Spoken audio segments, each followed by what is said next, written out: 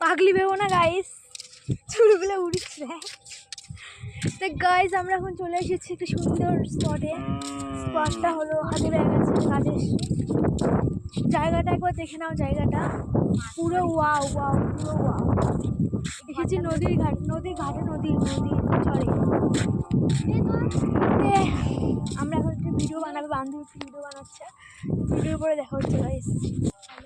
তো গাইস ব্যাপারটা হলো ভিডিও করতে করতে ফোন চলে আসছে। তো সমস্যার বিষয়, কাজে আসি, সন্ধ্যা লেগে যাচ্ছে। একটি স্পটটা দেখে নেওয়া হয়েছে। জায়গাটা যদি ভালো লেগে থাকে অবশ্যই কমেন্টে বলবে। জায়গাটা আমাদের এখানে, হ্যাঁ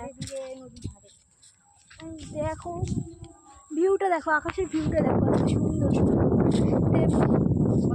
আমরা একটা কাজে এসেছি, অবশ্যই কাজেই আসবো, ঘুরতে আর আসবো না। এই যে এরকম ঘুরতে আসি না, অবশ্যই বাড়ি ঘুরতে আসি না।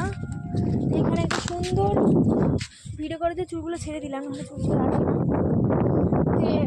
সুন্দর একটা জায়গা আছে এখানে বসার। বৃষ্টি টিষ্টি আসলে ভিজবো, বাট বাস টাস পড়বে না, বাঁচার চান্স আছে।